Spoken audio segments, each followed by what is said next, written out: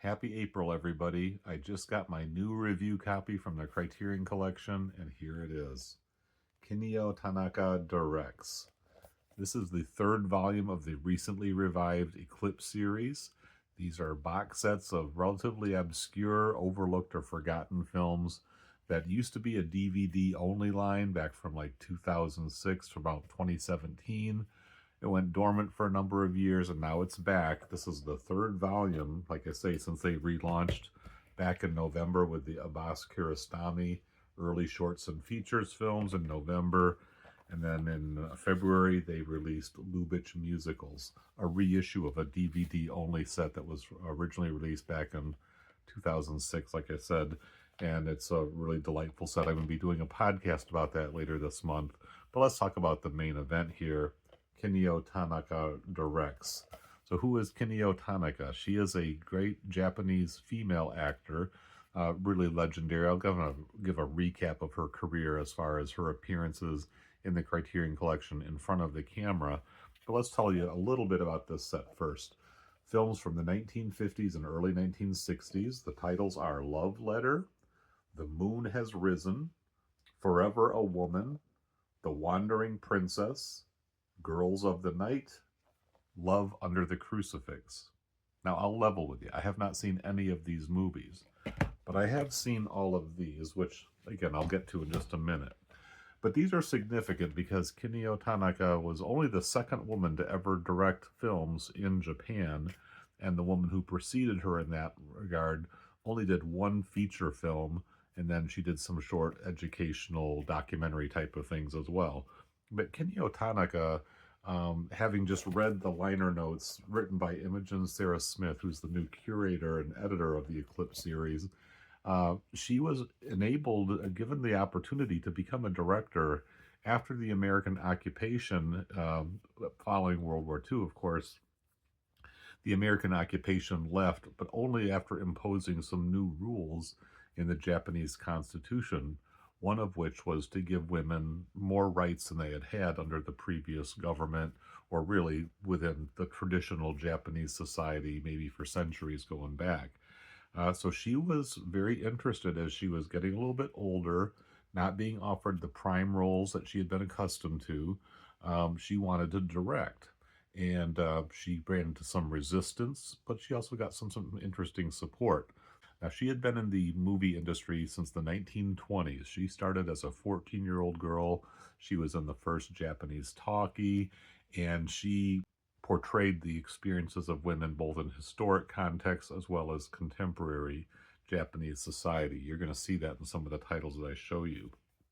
But she took advantage of the relative, opening of opportunities to women that did not exist, certainly in the Japanese film industry, and she made these 6 films. Now, she did continue to act up until the 1970s, which is when she passed away in the year 1977.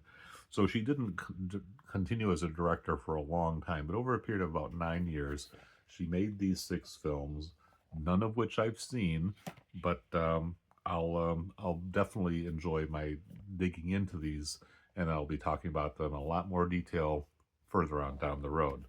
Well, let's just get you familiar. If the name Kinuyo Tanaka does not stand out to you or sound instantly familiar, let's just walk through some of the films that she made that have been enshrined in the Criterion Collection, starting with 1933's Dragnet Girl. This is from the Silent Ozu crime films box set, one of the later Eclipse series sets from that original run. So Ozu doing crime movies. You don't typically think of Ozu doing gangster stuff, but he did. Back when he was a very young director, just taking whatever work was kind of pushed his way.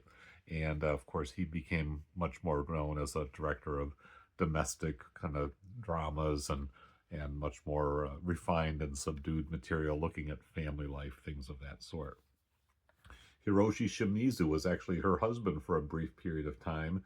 This is one of her earliest kind of star-making performances, Ornamental Hairpin from 1941, from the Travels with Hiroshi Shimizu box set, the Eclipse series that is. Army, a very pivotal role with Keisuke Kinoshita. This is a film where she plays the mother of a soldier who's being sent off to the front lines late in World War II, where the Pacific War, as the Japanese referred to it, and she knows her son is basically cannon fodder. There's a really pivotal scene that's a picture of her as she's watching her son marching off with all the pomp and ceremony that the soldiers had as they were basically marching off to their doom. And it's a very subversive film because it had to get through Japanese censorship, but it did effectively send an anti-war message that basically got Kinoshita sidelined for the remainder of the conflict, although he went on to become a really great director and did many fabulous movies after the war, after he was kind of rehabilitated, I suppose you could say, or at least allowed to re-enter the Japanese cinema scene. Women of the Night. This is another Mizoguchi collaboration where she plays a woman. This is from 1948. Women who basically had to sell themselves, become sex workers, among other forms of kind of, corruption and black market. Some of the tough things people had to do to survive in the deprivations of the post-war years immediately following the fall of the Japanese Empire after the dropping of the atomic bombs and all of that. More historically, Kinuyo Tanaka played really excellent, incredible roles. The Life of Oharu, Ugetsu, Sancho the Bailiff. 3 more collaborations with Kenji Mizoguchi. Those probably put her in the Cinema Hall of Fame, again, for many Western viewers at least. She did another collaboration with Kinoshita, The Ballad of Narayama, a heartbreaking movie. Definitely a real tearjerker. And then another Ozu later in his career, Equinox Flower. She plays the wife of this man here. It's an excellent, kind of slept on late Ozu classic. And then finally, she had a very small role in Akira Kurosawa's Redbeard, kind of the end of Kurosawa's golden era, if you will. A big, kind of high budget masterpiece, lengthy, maybe just a little bit bloated, and she wasn't really a key performer, but she did make it as kind of the parent of one of the key figures, maybe more of almost like a cameo bit there. Anyways, Kinuyo Tanaka directs. I'm very excited to get into these films. I'm going to really enjoy revisiting Japanese films from the 1950s and 60s. It's been a while since I dug into some of that, especially new discoveries. Seeing the Japanese life of that time through a woman's eyes.